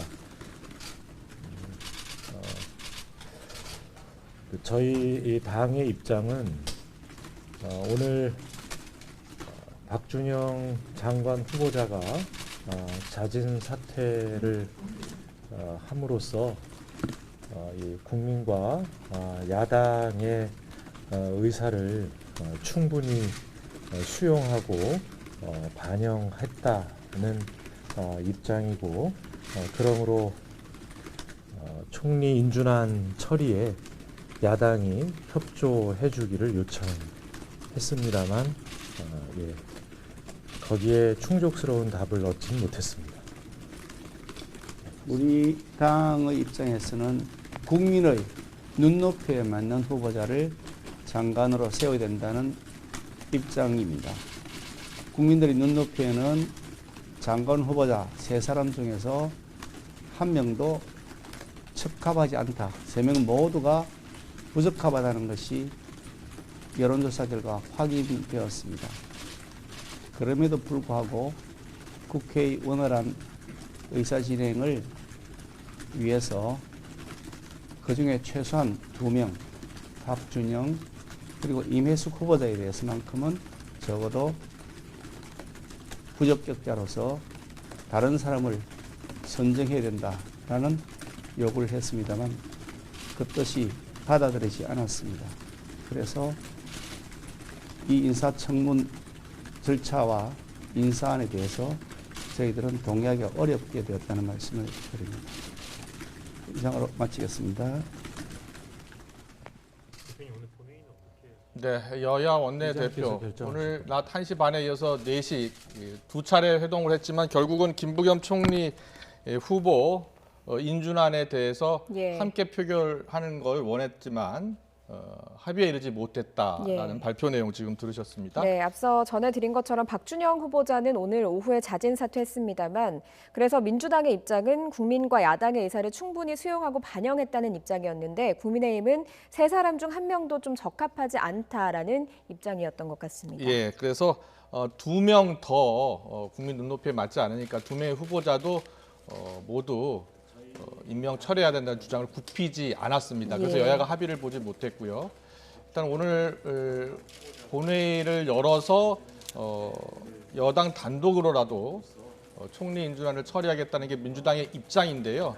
민주당이 당초 예정대로 본회의를 열어서 김부겸 총리 후보자의 인준안을 처리할지 여부는 좀 더 기다려봐야 될 것 같습니다. 인사청문 특위에서 보고서 채택하고 국회에서 본회의를 열어서 인준안을 총리 같은 경우에는 반드시 인준안을 처리해야 되니까요. 여당 단독으로 처리할지 아니면 여야가 한 번 더 만나서 다시 한번 협상을 할지 좀 더 지켜봐야 알 것 같습니다. 네, 또 장관 후보자에 대한 인사청문 경과 보고서 시한도 내일까지입니다. 문재인 대통령이 내일까지 재송부를 해달라고 요청을 했기 때문에 나머지 두 사람에 대한 인사청문 보고서 채택이 될지도 지금 좀 지켜봐야 하는 상황입니다. 네, 여야 원내대표 총리 인준안 처리, 합의 처리를 위해서 만났습니다만 오늘 두 차례 만났는데 합의에 이르지 못했다는 뉴스 속보 전해드렸습니다. 좀 더 이어지는 뉴스 속보가 들어오면 다시 정리해서 전해드리겠습니다. 네, 다음 소식입니다. 경기 이천경찰서는 어제 오후 6시 반쯤 만취 상태로 승용차를 몰다 주유소로 돌진한 50대 남성 A씨를 불구속 입건해 조사하고 있습니다. A씨 차량은 주유기 2대와 세워져 있던 차량 1대를 들이받았는데 이 사고로 A씨와 옆에 타고 있던 배우자가 경상을 입었습니다. 경기 용인 동부경찰서는 밤 늦은 시간 영업이 끝난 주유소나 셀프 세차장 등을 돌면서 상습적으로 동전통을 턴 36살 남성 A씨를 구속했다고 밝혔습니다. A씨는 지난달부터 최근까지 용인이나 수원, 화성 등에 있는 주유소나 셀프 세차장에 새벽 시간에 몰래 들어가서 유료 차량용 청소기에 딸린 동전함을 턴 혐의를 받고 있습니다. 충남 천안의 한 아파트 단지 내 도서관에서 한 남성이 여자 아이를 보면서 음란 행위를 했다는 글이 SNS를 통해 퍼져서 경찰이 수사에 나섰습니다. 천안 서북경찰서는 해당 아파트에 수사관을 보내 CCTV를 확인하며 용의자의 인상착의와 동선을 확인하고 있다고 밝혔습니다. 최근 성범죄 피해 조사를 받은 여중생이 숨져서 경찰이 수사하고 있습니다. 어제 오후 5시쯤 청주시 청원군 오창읍에 있는 아파트 화단에서 여중생 A양 등 2명이 쓰러진 채 발견돼 병원으로 옮겨졌지만 숨졌습니다. 현장에서는 유서로 추정되는 메모가 발견됐고 한 명은 최근 성범죄 피해자로 경찰 조사를 받은 것으로 전해졌습니다.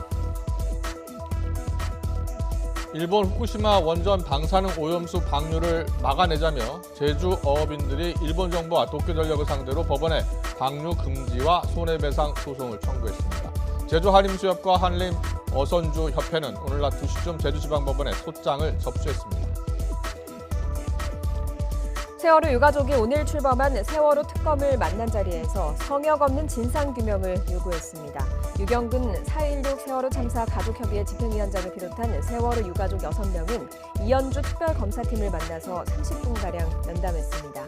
유 위원장은 특검의 첫 출발로 피해자들을 만나 의견을 듣는 게 잘하는 것이라고 본다며 특검의 성역 없는 진상규명을 위해서 제대로 된 수사의 본보기를 보여달라고 요청하기도 했습니다. 먹거리 안전은 아무리 강조해도 지나치지가 않죠. 그런데 굴지의 식품업체에서 만든 냉동 만두 봉지에서 작업자의 고무장갑이 나와서 충격을 주고 있습니다. 이 장갑에는 작업자의 성명까지 또렷하게 적혀 있었습니다. 어떻게 된 일인지 나연우 기자가 단독 취재했습니다. 광주광역시에 사는 소비자 40살 A씨는 냉동 만두를 먹기 위해 봉지를 뜯었다가 깜짝 놀랐습니다. 만두 봉지 안에 다름 아닌 고무장갑이 들어있었기 때문입니다. 맨 처음에는 만두인 줄 알았어요. 근데 그냥 색깔 자체를 자세히 보니까 고무장갑이더라고요. 황당해서 서로 말을 잇지 못할 정도로 아침 식사는 당연히 못했고요. 장갑에는 생산 과정에서 끼었던 것으로 보이는 작업자의 성명 3글자까지 또렷하게 적혀 있었습니다. 제품을 산 A씨는 이 같은 사실을 생산업체 CJ제일제당에 알리고 식약처에도 신고했습니다. 문제가 된 제품을 만든 식품 공장입니다. 봉지 안에 고무장갑이 들어갔는데도 소비자 손에 들어가기까지 걸러지지 않았습니다. 식품안전당국은 지난해 12월에 제조 과정에서 고무장갑이 섞여 들어간 것으로 보고 있습니다. 작업자가 온 매무새를 다듬기 위해 설비에 올려둔 장갑이 봉지 안에 들어간 것으로 보고 시정 명령을 내렸습니다. 추후에는 이제 발생하지 않게 설비라든가 모든 공정이라든가 그런 부분을 개선을 하라고. CJ제일제당 측은 직원의 부주의와 관리 미흡으로 빚어진 일이라며 책임을 인정했습니다. 고무장갑이 들어간 건 장비 문제로 손으로 작업하다 벌어진 일이라고 설명했습니다. 고무장갑이다 보니 엑스레이 검사에서도 확인되지 않았고 중량도 만두 1개 무게와 비슷해서 섞인 것을 몰랐다는 겁니다. 다시는 이러한 일이 발생하지 않도록 금속 검출기에서 탐지 가능한 장갑으로 교체 완료했으며 프로세스 전반을 재점검하고 있습니다. 어이없게도 만두 봉지에서 고무장갑이 나오면서 대기업도 위생관리도 믿을 수 없다는 비난의 목소리가 커지고 있습니다. YTN 나연호입니다. 네, 총리 인준안 처리, 여야 합의가 무산됐다는 소식 조금 전에 전해드렸는데요. 결국은 박병석 국회의장이 여야 소모적 논쟁으로 더 이상 기다릴 수가 없다. 그래서 오늘 저녁 7시에 본회의를 열어서 총리 인준안을 처리하겠다는 입장을 밝혔습니다. 네, 박준영 후보자가 자진 사퇴하면서 여당은 또 총리 인준과 장관 임명이 별개라는 입장이었지만 야당은 장관 후보자 2명도 부적격해서 총리 인준안도 처리하지 못하겠다라는 합의 불발 소식 앞서 전해드렸습니다. 네, 총리 인준안 처리. 일단은 여당 단독으로 처리될 가능성이 커졌고요. 총리 인준안은 과반 출석의 과반 이상이 찬성하면 통과가 됩니다. 현재 300석의 의석 가운데 민주당이 170여 석을 차지하고 있기 때문에 통과는 무난히 통과할 것으로 보입니다. 네, 오늘 저녁 7시 국회 본회의를 열어서 박병석 국회의장 주재로 열린 본회의에서 총리 인준안이 처리될 것으로 예상된다는 속보 지금 막 들어왔습니다. 네, 김부겸 총리 후보자의 인준안, 총리 인준안 처리 오늘 저녁 7시 본회의를 열어서 처리될 것으로 보입니다. 박병석 국회의장이 여야의 소모적인 논쟁 더 이상 필요할 것 같지 않다는 판단하에 오늘 저녁 7시 본회의를 열어서 총리 인준안을 처리하기로 했다는 뉴스 속보 전해드렸습니다. 토지거래 허가구역 확대에도 재건축 추진 등의 기대감이 계속되면서 서울 아파트값 상승세가 꺾이질 않고 있습니다. 전국적으로 보면 올해 들어 지난달까지 매달 1%대 상승률을 기록하면서 가파른 고공행진을 이어가고 있는 것으로 나타났습니다. 신윤정 기자입니다. 서울 아파트값 상승률 1위는 5주째 노원구입니다. 토지거래 허가구역 지정을 피한 노원구는 상계동 등 재건축 단지에서 신고가가 이어지고 있습니다. 이번 주 서울 아파트값은 일주일 전보다 0.09% 오르며 강세를 이어가고 있습니다. 노원구가 0.2% 올랐고 역시 규제를 비껴간 서초구도 이번 주 상승폭이 크게 확대됐습니다.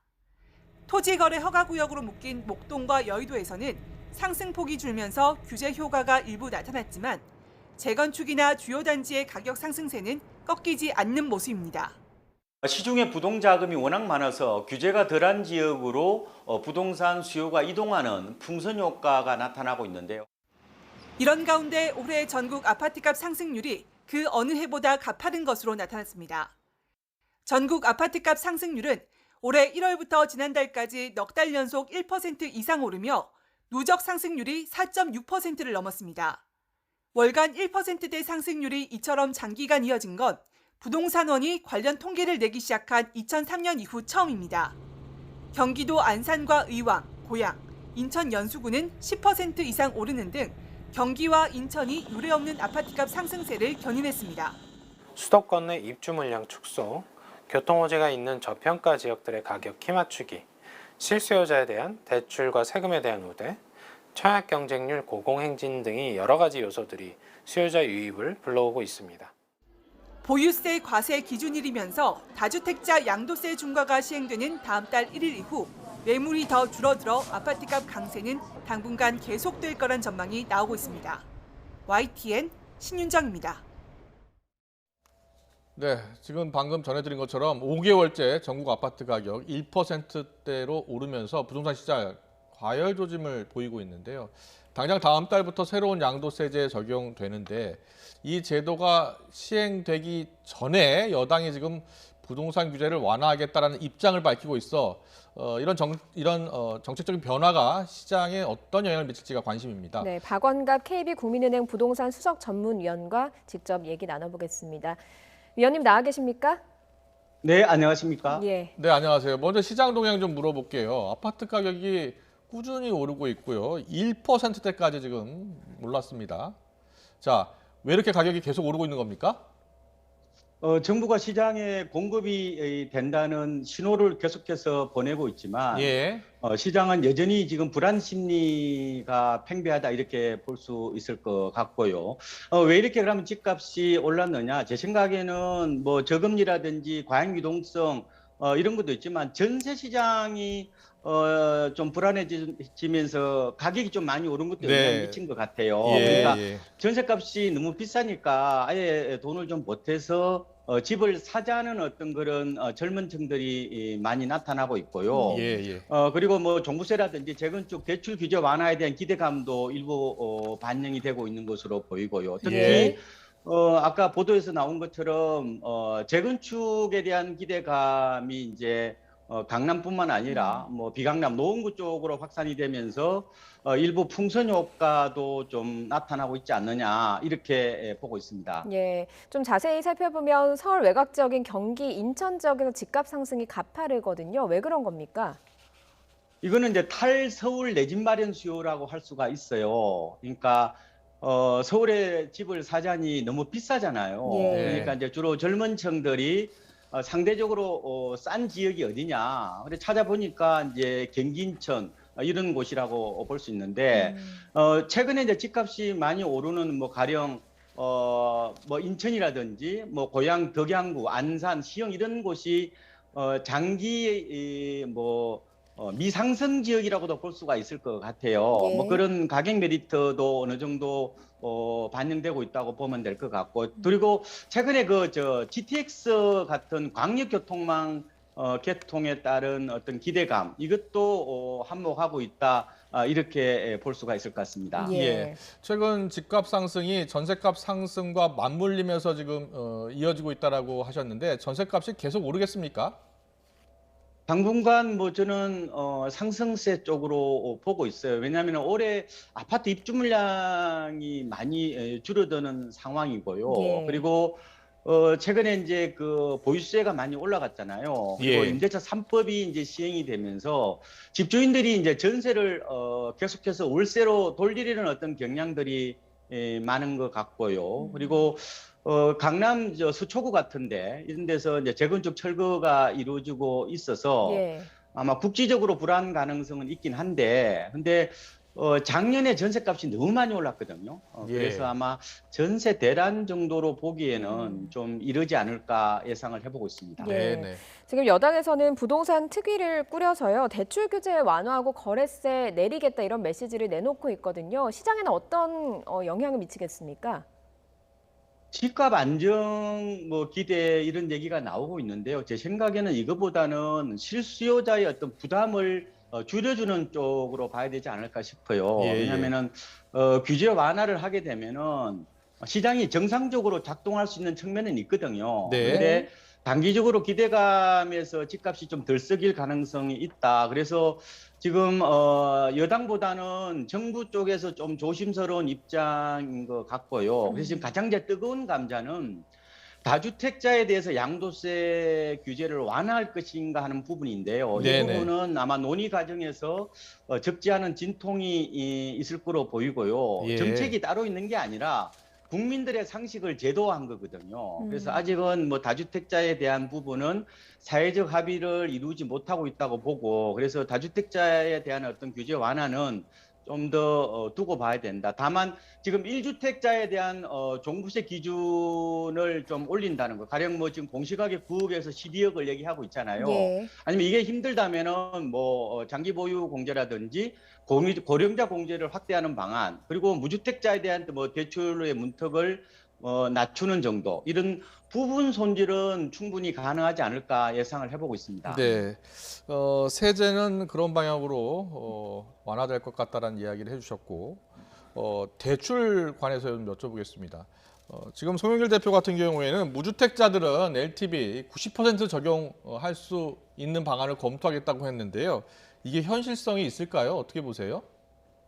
30대들이 바라는 대책 중에가 바로 대출의 문턱을 낮추라는 거거든요. 예. 그러니까 앞으로 일할 나이가 20년 이상 남아 있는데 갚을 시간이나 능력이 되는데 왜 대출을 안 해주느냐는 건데, 실제 미국 같은 경우에는 이제 다운 페이먼트라고 그래가지고 10%만 내고 나머지 3, 40년 장기 모기지를 통해서 내 집 마련을 하잖아요. 예. 그런데 이제 우리나라에도 뭐 도입을 할 필요는 있다고 저는 봐요. 다만 이제 가계부채가 지금 위험수위에 달해 있다는 거, 그리고 집값이 하락하면은 고스란히 이제 그 손실을 떠안아야 되는 부분이 있잖아요. 네네. 깡통 전세가 되는 문제, 이런 게 있기 때문에 만약에 시행을 하더라도 여러 시뮬레이션 같은 걸 좀 거쳐서, 말하자면 충분한 검토를 거쳐서 뭐 시행을 해야 되지 않을까, 이렇게 생각을 해보고 있습니다. 네, 알겠습니다. 지금까지 박원갑 KB국민은행 부동산 수석 전문위원과 함께했습니다. 잘 들었습니다. 고맙습니다. 네, 고맙습니다.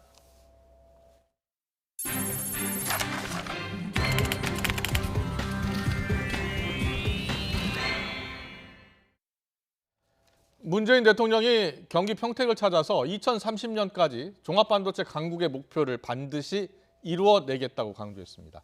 전방위적인 지원을 아끼지 않겠다고 했습니다. 문 대통령의 발언을 직접 들어보시겠습니다. 반도체 수요가 크게 늘고 장기간에 걸쳐 호황이 이어지는 슈퍼사이클 진입 가능성이 전망되고 있습니다. 선제적 투자로 국내 산업 생태계를 더욱 탄탄하게 다지고 글로벌 공급망을 주도해 이 기회를 우리의 것으로 만들어야 합니다. 반도체 산업은 기업 간 경쟁을 넘어 국가 간 경쟁의 시대로 옮겨갔습니다. 글로벌 반도체 공급망을 자국 중심으로 재편하기 위해 국가 차원에서 보조금 지원, 세제 혜택 등 파격적 지원에 나서고 있습니다. 우리 정부도 반도체 강국을 위해 기업과 일심동체가 되겠습니다. 기업의 노력을 확실하게 뒷받침하겠습니다. K 반도체 전략을 통해 우리는 글로벌 공급망 재편의 거센 파고를 넘어설 것입니다.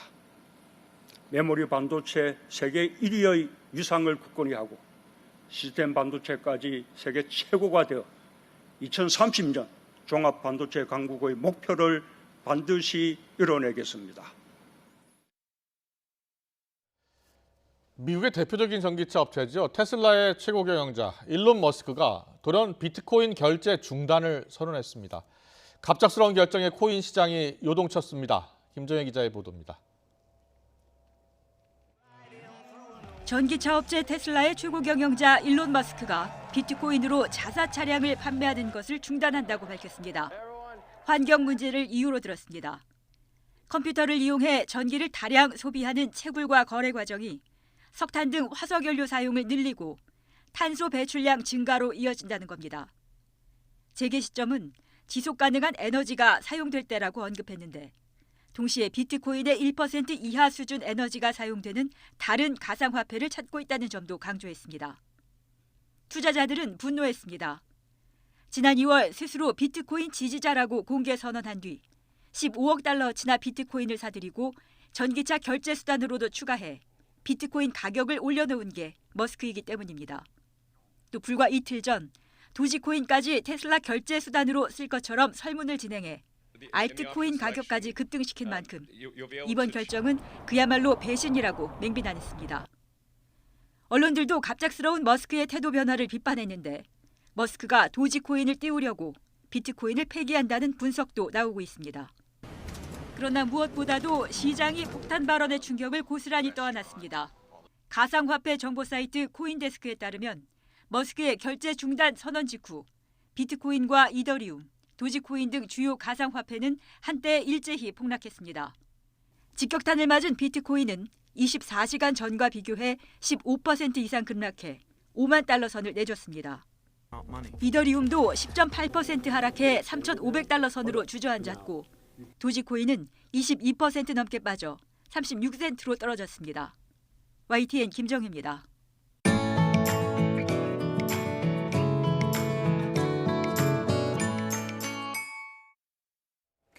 농촌 인구가 급속히 고령화함에 따라서 정부가 젊은 농업인 지원에 나서고 있는데요. 괜찮은 효과를 거두고 있는 것으로 나타났습니다. 이에 따라 지원 규모를 현재보다 크게 늘려서 전체 농촌 지역의 소득을 높이는 기반으로 삼을 계획입니다. 김학무 기자입니다.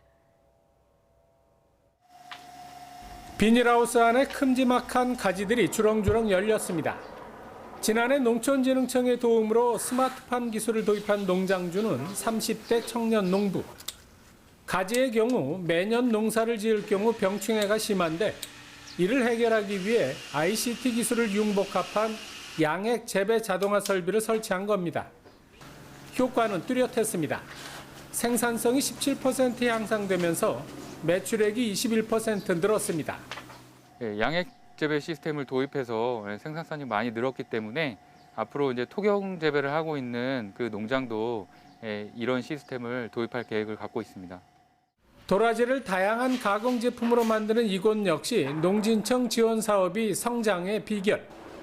2019년에 지원을 받아 시설과 장비를 대폭 확충했는데 덕분에 매출이 2배 늘었습니다. 지역에서 생산하는 도라지 30톤을 매년 사들이고 마을 주민 15명을 고용해 지역 경제에 크게 이바지하고 있습니다. 사업을 지원받고 생산량도 3배로 늘면서 판매액도 매출액도 3배로 늘어서 고용도 5명에서 9명까지 늘 수 있었고요. 수출도 계획하고 있습니다. 농촌진흥청이 2016년부터 매년 40곳의 청년 농업인을 대상으로 경쟁력 제고 사업을 시행한 결과 농가 소득이 평균 28% 늘어난 것으로 나타났습니다. 영농 조기 정착과 소득 증대 등의 효과가 큰 것으로 분석된 만큼 내년에는 사업 규모를 40개소에서 80개소로 2배 확대할 계획입니다. 급속한 농촌 인구 고령화에 직면한 우리 농촌의 경쟁력을 높이는데 청년 농업인 지원 사업이 효과를 보고 있습니다. YTN 김학무입니다. 농촌진흥청이 복숭아의 어린 열매에 발생하는 흰가루병이 일부 지역에 나타나고 있다며 봉지 씌우기 작업 전에 미리 예방이 필요하다고 밝혔습니다. 복숭아 흰가루병은 주로 5월 초부터 어린 열매의 흰색 버짐 형태로 나타나는데 날이 건조하면 발생이 심해지고 복숭아의 상품 가치를 떨어뜨리는 원인이 됩니다. 농촌진흥청은 아시아 지역의 농작물 병해충 예방을 위해서 이동식 스마트 공중 포집기를 베트남과 태국에 시범 설치해서 관련 정보를 수집하고 있다고 밝혔습니다. 스마트 공중 포집기는 먼 거리를 날아오는 병해충의 상황을 파악하고 정보를 공유할 수 있는 장비로 2015년부터 국내 40곳에서 운영되고 있습니다. 하루하루 연일 최고 기온을 경신하고 있습니다. 오늘은 어제보다 기온이 더 올랐는데요. 강원도 원주, 신림면의 기온이 33.8도까지 오르면서 전국에서 가장 높았고요. 경기도 가평이 32.3도, 서울도 29.6도로 올봄 최고 기온을 기록하는 곳이 많습니다. 내일은 고온 현상이 절정에 달하겠습니다. 내일 대전과 광주의 한낮 기온이 31도까지 치솟겠고요. 서울도 30도까지 오르면서 하루 만에 올봄 최고 기온을 경신하겠습니다. 현재 수도권과 충남 보령에는 오존주의보가 발효 중입니다. 내일도 전국의 오존 농도가 높게 치솟겠고요. 자외선 지수도 매우 높은 수준을 보이겠습니다. 내일은 더위는 이번 주말 전국에 비가 내리며 누그러지겠는데요.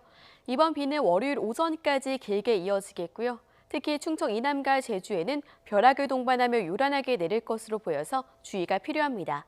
지금까지 날씨 정보였습니다. 네, 이어서 저녁 종합 뉴스 이브닝 뉴스가 방송됩니다. 시청해주신 여러분 고맙습니다.